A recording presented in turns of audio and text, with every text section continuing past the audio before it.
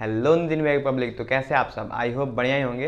तो जैसा कि हमने पिछले वीडियो में देखा लाइफ प्रोसेस का इंट्रोडक्शन वीडियो, जिसमें हम क्या सीखे थे कि लाइफ प्रोसेस क्या होता है। इस चैप्टर में हमको कौन कौन सा लाइफ प्रोसेस के बारे में पढ़ना है, जिसमें हम देखे थे न्यूट्रिशन, रेस्पिरेशन, ट्रांसपोर्टेशन और एक्सक्रीशन।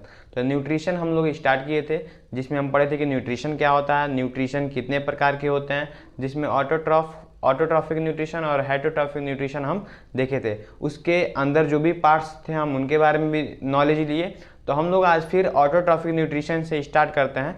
तो ऑटोट्रॉफिक न्यूट्रिशन में आपको क्या बताया था, ऐसे ऑर्गेनिज्म जो अपना भोजन खुद तैयार कर लेते हैं वो किस में आ जाएंगे, ऑटोट्रॉफिक न्यूट्रिशन में, जिसमें उसका पार्ट क्या था, एक फोटोसिंथेसिस। तो फोटोसिंथेसिस के बारे में हम आज जानते हैं।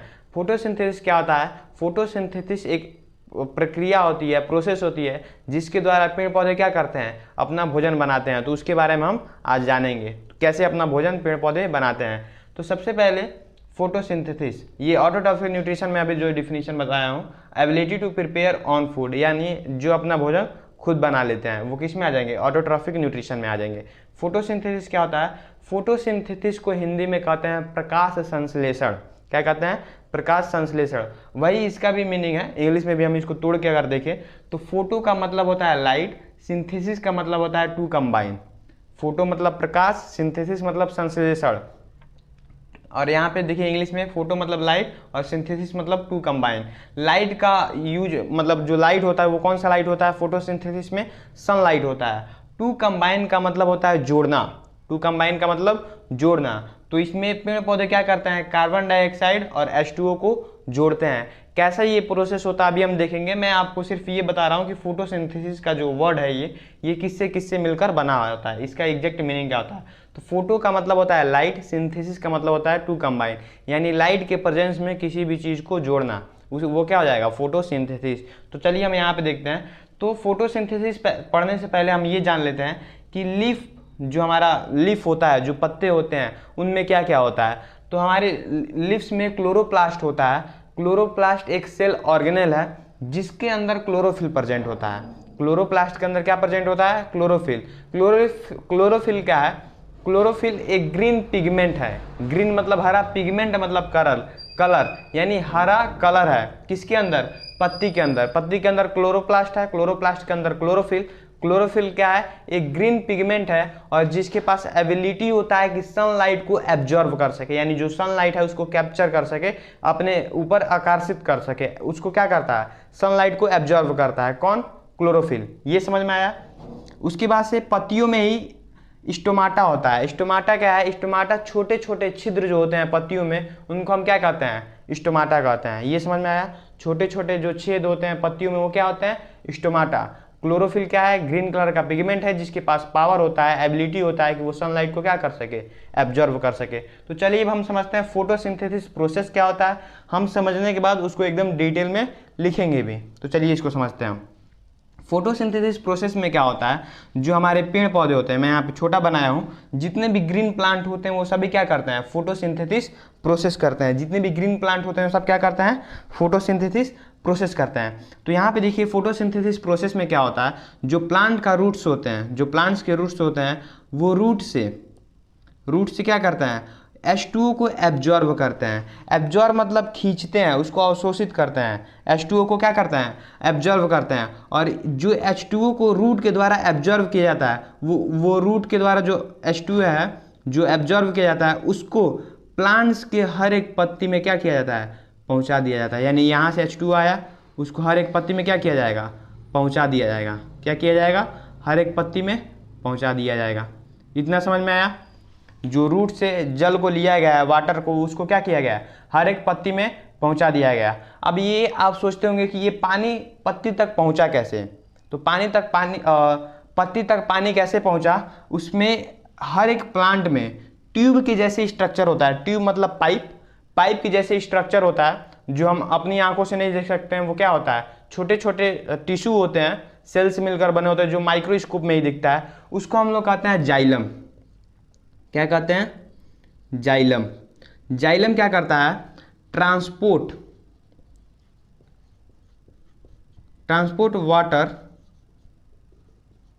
वाटर फ्रॉम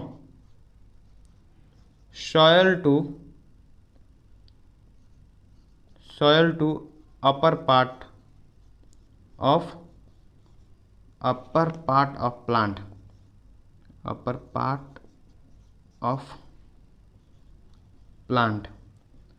अगर आपसे कोई पूछ रहा है कि जल नीचे से यानी रूट से ऊपर तक कैसे पहुंच जा रहा है, यानी पत्तियों के पास कैसे पहुंच जा रहा है, तो उसको पहुंचाने के लिए ट्यूब के जैसे स्ट्रक्चर होता है हमारे पेड़ पौधे में, जिसको हम लोग क्या कहते हैं, जाइलम। ज से जाइलम, ज से जल, यानी जल को पहुंचाने वाला कौन है, जाइलम। जल को पहुंचाने वाला कौन है, जाइलम। अब देखिए हर एक पत्ती के पास क्या पहुंच गया है, जल पहुंच गया है, यानी पानी पहुंच गया है। और अभी मैं आपको बताया हूं कि स्टोमाटा हर एक पत्ती में प्रेजेंट होता है। स्टोमाटा क्या होता है, छोटे छोटे छेद होते हैं पत्तियों में, उसे हम क्या कहते हैं, स्टोमाटा।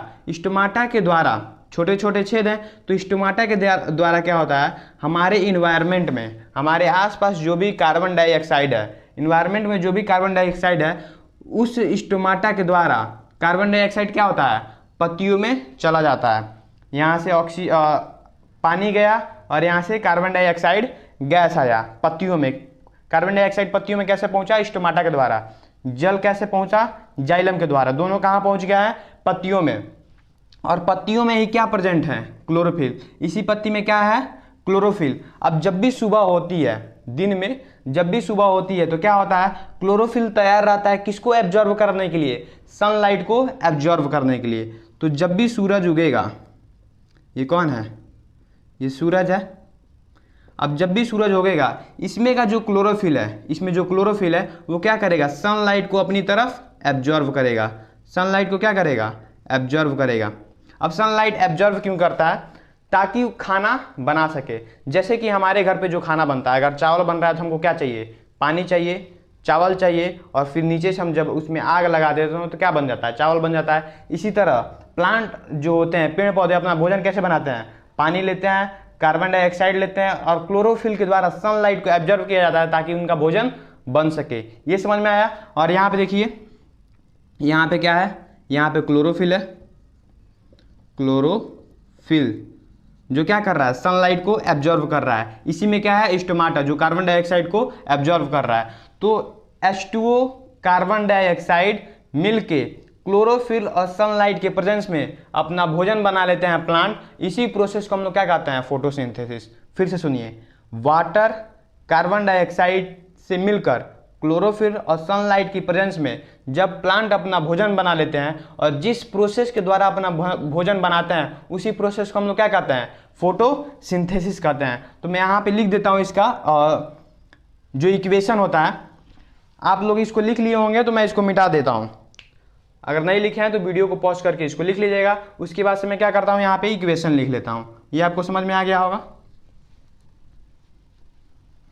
अब मैं यहाँ पे लिख देता हूँ इक्वेशन, इसे भी मैं मिटा देता हूँ।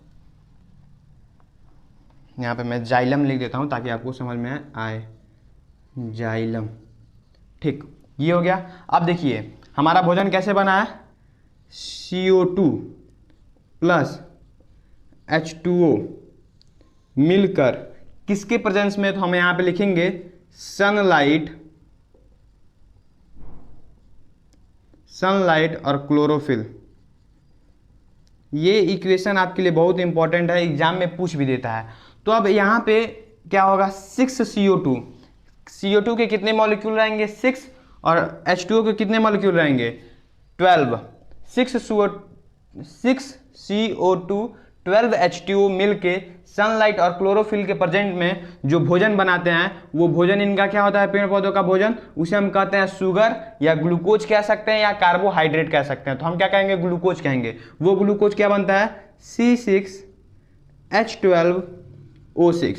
ये क्या हो गया, ग्लूकोज। प्लांट का भोजन कौन सा बना लिए, ग्लूकोज। ये क्या बन गया, ग्लूकोज। क्या सिर्फ ग्लूकोज ही बनता है क्या, नहीं, ग्लूकोज के साथ साथ क्या उसमें बनता है, O2।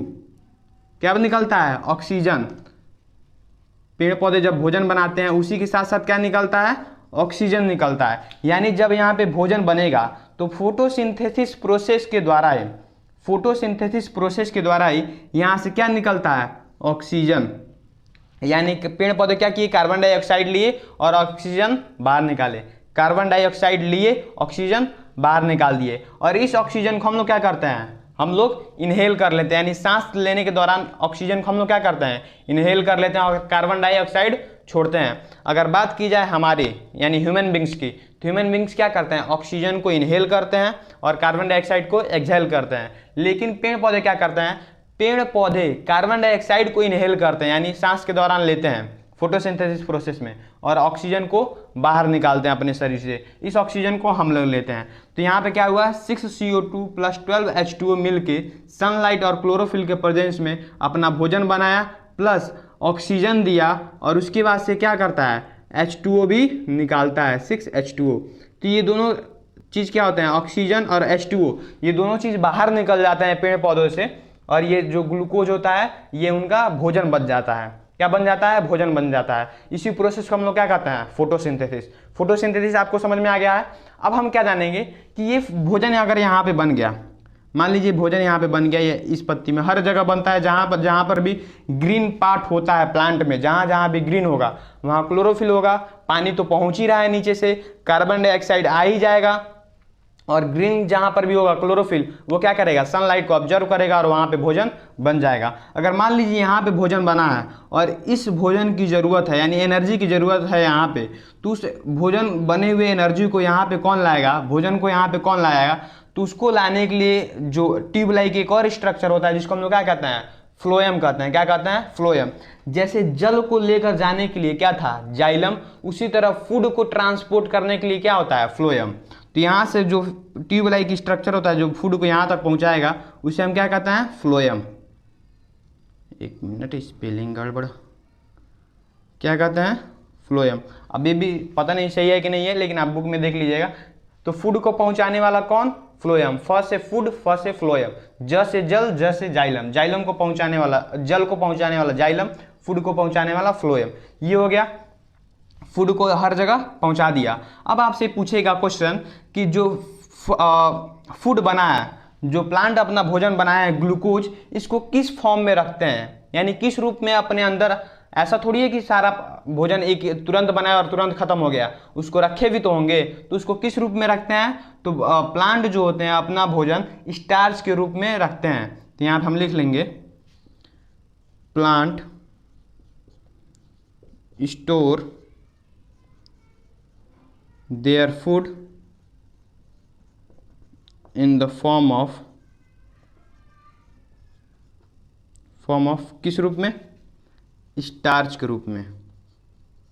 किस रूप में रखते हैं, स्टार्च के रूप में। जो भोजन बना है उसको किस रूप में रखेंगे, स्टार्च के रूप में। किस रूप में रखेंगे, स्टार्च के रूप में। फिर आपसे अगर ये भी क्वेश्चन पूछ देता है कि पेड़ पौधे अपना भोजन किस रूप में रखते हैं, स्टार्च के रूप में, लेकिन हम ह्यूमन बींग्स यानी जो मानव हैं, ये अपना भोजन अपने शरीर में कैसे स्टोर करके रखते हैं।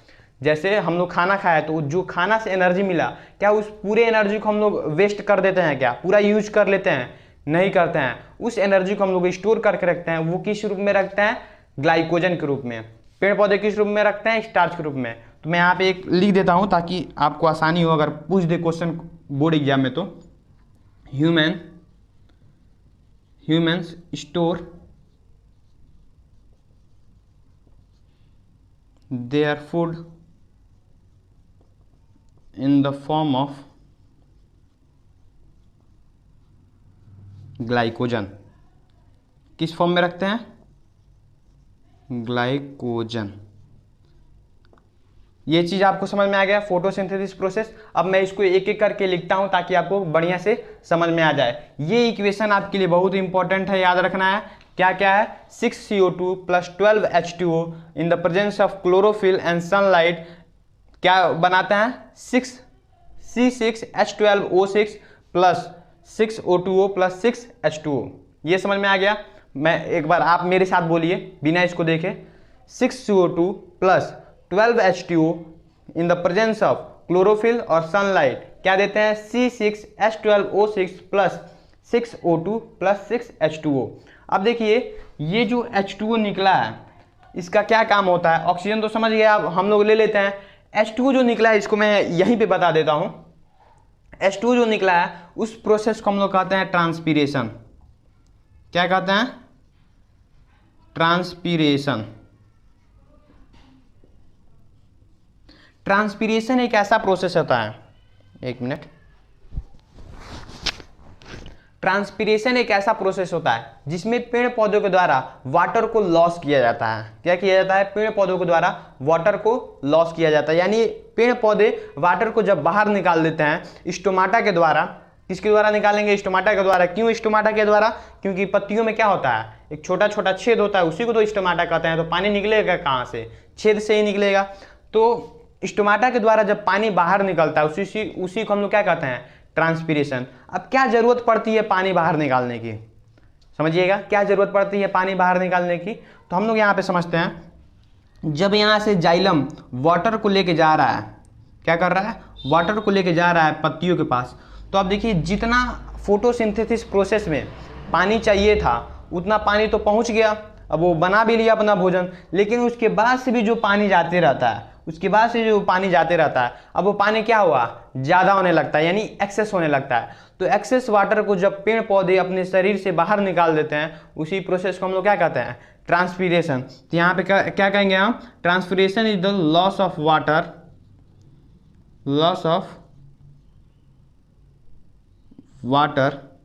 अब वो किस रूप में निकालते हैं? In the form of vapour, यानी भाप के रूप में। Loss of water in the form of vapour.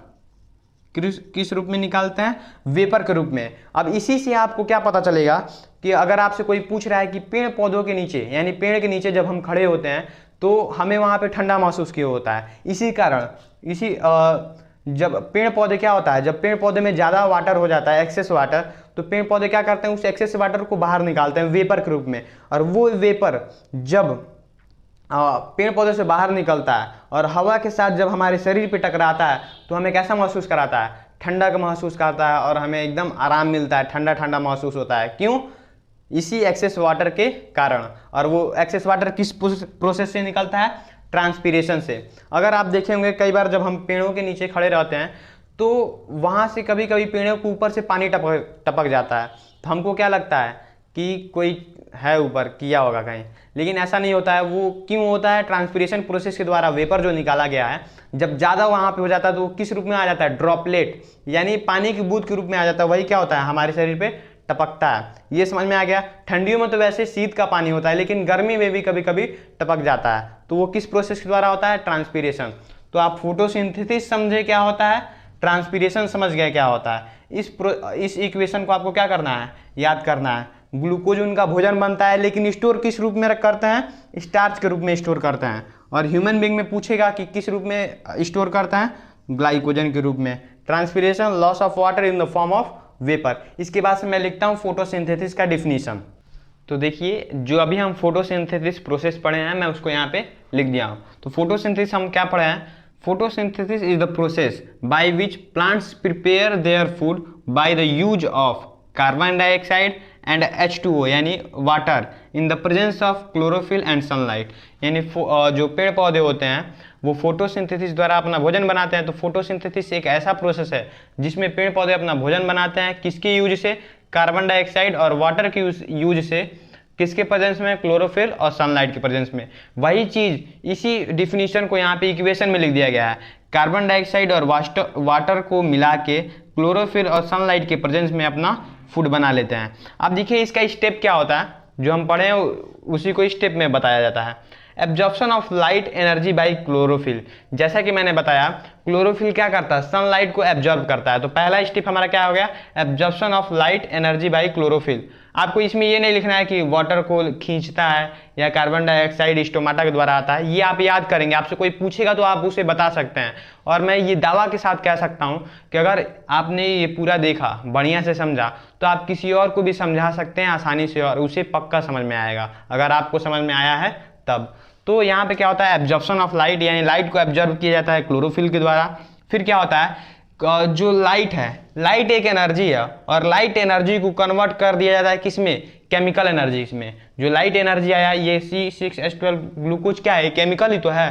तो उसको केमिकल एनर्जी में कन्वर्ट कर दिया जाता है। लाइट एनर्जी को केमिकल एनर्जी में कन्वर्ट किया जाता है। और यहाँ पे देखिए, जो हमारा वाटर है, वाटर को तोड़ के यहाँ पे वाटर भी टूटता है और कार्बन डाइऑक्साइड मॉलिक्यूल भी जो है टूटता है। तो कार्बन डाइऑक्साइड टूट के ये कार्बन किस में आ जाता है, ग्लूकोज में आ जाता है, और इसी में से ऑक्सीजन टूट के किस में आ जाता है, वाटर में से, ये भी ग्लूकोज में आ जाता है। तो यहाँ पे टूटा और यहाँ पे आके बना, यहाँ पे टूटा और यहाँ पे आके बना। तो टूटने वाला जो रिएक्शन है उसको हम क्या कहेंगे, रिडक्शन। तो कार्बन डाइऑक्साइड यहाँ पे क्या हुआ, रिडक्शन हुआ कार्बन डाइऑक्साइड का, किसमें, कार्बोहाइड्रेट में। और यहाँ पे ये समझ में आया कि स्प्लिट होता है H2O, तो वो किस में जाता है, ग्लूकोज में और ऑक्सीजन में। ये मतलब हाइड्रोजन और ऑक्सीजन में टूटता है। तो हाइड्रोजन किस में आ गया, ग्लूकोज में आ गया, और ऑक्सीजन यहाँ पे है। समझ में आ रहा है। तो यही यहाँ पे लिखा है conversion of light energy to chemical energy, यानी लाइट एनर्जी को केमिकल एनर्जी में कन्वर्ट कर दिया जाता है। स्प्लिटिंग ऑफ वाटर, यानी स्प्लिट मतलब टूटना, वाटर का टूटना, किस में, वाटर मॉलिक्यूल किस में टूटता है, हाइड्रोजन और ऑक्सीजन में। तो हाइड्रोजन आके इसमें जुड़ गया, ऑक्सीजन ये बाहर निकल जाता है, जिसको हम लोग ले लेते हैं। ये समझ में आ गया। फिर reduction of carbon dioxide to carbohydrate, ये जो कार्बन डाइऑक्साइड होता है ये किस में आके जुड़ जाता है, कार्बोहाइड्रेट में। ग्लूकोज को ही क्या कहा जाता है, कार्बोहाइड्रेट कहा जाता है। ये इतना समझ में आ गया। फिर मैं आपको बताता हूँ स्टोमाटा होता क्या है एग्जैक्टली में। चलिए अब हम समझते हैं स्टोमाटा क्या होता है। तो स्टोमाटा जो पत्तियों के ऊपर छोटे छोटे छेद होते हैं, जैसा कि मैंने आपको बताया, तो पत्तियों के ऊपर जो छोटे छोटे छेद होते हैं उन्हीं को हम लोग क्या कहते हैं, स्टोमाटा कहते हैं। तो मैं इसको यहाँ पे लिखा हूँ। स्टोमाटा क्या है, स्टोमाटा आर मतलब कई सारे होते हैं, एक ही नहीं होता है। स्टोमाटा आर टाइनी पोर्स, यानी छोटे छोटे पोर्स, टाइनी मतलब छोटा, पोर्स मतलब छेद। Tiny pores present on the surface of leaf, यानी जो लीफ का सरफेस होता है उसके ऊपर छोटे छोटे जो छेद प्रेजेंट होते हैं, यानी छेद उपस्थित होते हैं, उसी को हम क्या कहते हैं, स्टोमाटा कहते हैं। अब देखिए फंक्शन ऑफ स्टोमाटा, यानी स्टोमाटा का क्या कार्य होता है, क्यों वो पत्तियों के ऊपर प्रेजेंट होता है, तो ये समझते हैं। तो स्टोमाटा क्या करता है, exchange of gases during photosynthesis. Stomata क्या करता है, एक्सचेंज ऑफ गैस करता है, यानी गैसों का आदान प्रदान करता है फोटोसिंथेसिस प्रोसेस के द्वारा। जैसा कि अभी हमने देखा कार्बन डाइऑक्साइड आ रहा था, ऑक्सीजन बाहर निकल रहा था, तो वो आ रहा था कार्बन डाइऑक्साइड कहाँ से, जा रहा था कहाँ से, तो वो सारा चीज़ कहाँ से हो रहा था, स्टोमाटा के द्वारा हो रहा था। देखिए यहाँ पे गोल सा मैं बनाया हूँ, जबकि वो दिखता नहीं है स्टोमाटा, यहाँ पे मैं बनाया हूँ। यहाँ से क्या हो रहा है, ऑक्सीजन बाहर निकल रहा है, कार्बन डाइऑक्साइड अंदर आ रहा है, ऑक्सीजन बाहर निकल रहा है, कार्बन डाइऑक्साइड अंदर आ रहा है। तो ये एक्सचेंज ऑफ गैसेस किसके द्वारा हो पाता है, स्टोमाटा के द्वारा। तो स्टोमाटा का कार्य क्या है, exchange of gases during the photosynthesis. इसके बाद से एक और यहाँ पे दिया है ट्रांसपीरेशन, ये भी मैं आपको बताया हूँ। ट्रांसपीरेशन क्या है, loss of water in the form of water vapour, यानी स्टोमाटा के द्वारा ही क्या होता है, ट्रांसपीरेशन की एक प्रक्रिया हो पाती है, जिसमें क्या होता है, जब पत्तियों में पानी ज़्यादा हो जाता है तो स्टोमाटा के द्वारा क्या है, पानी निकल जाता है बाहर। इसी प्रोसेस को हम लोग क्या कहते हैं, ट्रांसपीरेशन कहते हैं। तो अब देखिए हम स्ट्रक्चर ऑफ स्टोमाटा, यानी हम क्या समझेंगे अब, स्ट्रक्चर ऑफ स्टोमाटा, कि स्टोमाटा का स्ट्रक्चर कैसे होता है। तो ये रहा स्टोमाटा का स्ट्रक्चर, ये भी क्या है, स्टोमाटा का स्ट्रक्चर है, यानी फोटो है इसका। तो अब देखिए यहाँ पे जो काजू के जैसे आकार में जो बने हैं, इनको हम क्या कहते हैं, गार्ड सेल। क्या कहते हैं, गार्ड। जैसे गार्ड होते हैं ना किसी घर के सामने, बैंक के सामने, उनका काम क्या होता है कि वो किसको अंदर आने दे, किसको बाहर जाने दे, कब अंदर आना है कब बाहर जाना है। तो गार्ड सेल क्या करता है, स्टोमाटा को गार्ड करता है। क्या करता है, गार्ड करता है। स्टोमाटा को क्यों गार्ड करता है, क्योंकि स्टोमाटा का काम क्या है, गैसेस का एक्सचेंजेस करना, पानी को बाहर निकालना, ये किसका काम है, स्टोमाटा का काम है। तो स्टोमाटा को गार्ड कौन करेगा, गार्ड सेल। कैसे गार्ड करता है, जब पत्तियों में पानी ज़्यादा हो जाएगा, पानी ज़्यादा हो जाएगा तो स्टोमाटा क्या होगा, फूल जाएगा। जब पत्तियों में पानी ज़्यादा आ जाएगा तो स्टोमाटा क्या होगा, फूल जाएगा। और जैसे स्टोमाटा फूलेगा तो ये क्या हो जाएगा, पोर्स ओपन हो जाएंगे, जो छेद है वो छेद क्या हो जाएंगे, खुल जाएंगे। जब इसमें पानी भरेगा तो पोर्स क्या होगा, खुल जाएगा। अब यहाँ से क्या हो पाएगा, कार्बन डाइऑक्साइड अंदर जाएगा और ऑक्सीजन बाहर निकल पाएगा। तो ये क्या है, ये जो दिख रहा है स्टोमेटल पोर, इसको क्या कहते हैं, क्या कहते हैं, स्टोमेटल पोर्स। क्या कहते हैं, स्टोमेटल पोर्स। कब खुलता है स्टोमेटल पोर, कब ये खुलता है, जब पानी उसमें जाता है, पानी जब इसमें भरता है तो ये फूल जाता है, स्टोमाटा ओपन हो जाता है। और ये बंद कब हो जाता है, जब वहाँ से पानी निकल जाता है, पानी खत्म हो जाता है, तो क्या होता है, फिर सिकुड़ जाता है, तो उसको हम लोग क्या कहते हैं, क्लोज स्टोमाटा। समझ में आया, खुलेगा कब, जब पानी भर जाएगा। पानी कैसे भर जाता है, तो हमने देखा फोटोसिंथेसिस प्रोसेस में जो पेड़ पौधे होते हैं जड़ के नीचे से क्या करते हैं, पत्तियों तक पानी पहुंचाते हैं। वही पानी जब स्टोमाटा में जाता है तो स्टोमाटा फूल जाता है और क्या होता है, स्टोमाटा ओपन होता है, जिसके द्वारा कार्बन डाइऑक्साइड अंदर जा पाता है, ऑक्सीजन बाहर निकल जाता है। और जब यहाँ पे पानी खत्म हो जाता है तो वही स्टोमाटा क्या होता है, फिर से पिचक जाता है, यानी क्लोज हो जाता है। समझ में आया कि ये कैसे होता है? तो ये सारा चीज़ आपकी किताब का है, कोई बाहर का मैं नहीं पढ़ा रहा हूँ, कोई बाहर का चीज़ नहीं बता रहा हूँ, ये सारा चीज़ कहाँ का है, आपकी किताब का है। अब देखिए, जब इसमें पानी भरेगा, मैं इसको और सही से बना देता हूँ। जब इसमें पानी भरेगा तो ये क्या होगा, खुल जाएगा। जब पानी भरेगा H2O, जब पानी भरेगा इसमें तो ये क्या होगा, खुल जाएगा। और पानी जब भरने की प्रोसेस को हम लोग क्या कहते हैं, इंडो ऑस्मोसिस। क्या कहते हैं, इंडो ऑस्मोसिस। इसके बारे में आपको बहुत ज़्यादा नहीं जानना है, बस इतना जान लीजिए, पानी घुसने जो इसमें घुसता है उसको हम लोग क्या कहेंगे, इंडो ऑस्मोसिस। और जब इसको क्लोज होना होता है तो इसमें से क्या होगा, पानी बाहर निकलेगा। क्या होगा, पानी बाहर निकलेगा, तो उसको कहते हैं एक्जो ऑस्मोसिस। ये सारा चीज़ आपकी किताब का ही है, एक्जो ऑस्मोसिस। क्या कहते हैं इसको, एक्जो ऑस्मोसिस। तो स्टोमेटा कैसे बंद होता है, कैसे खुलता है, आपको समझ में आ गया। इसके बाद से हम देखते हैं कि जो प्लांट डिजर्ट में होते हैं, रेगिस्तान में होते हैं, उनके अंदर फोटोसिंथेसिस प्रोसेस कैसे हो पाता है। ठीक है, तो आप इसको लिखिए, उसके बाद से मैं उसको बताता हूँ। अब हम समझेंगे कि फोटोसिंथेसिस इन डिजर्ट प्लांट्स, यानी रेगिस्तान में जो पेड़ पौधे होते हैं उनके अंदर फोटोसिंथेसिस प्रोसेस कैसे हो पाता है, वो अपना भोजन कैसे बना पाते हैं।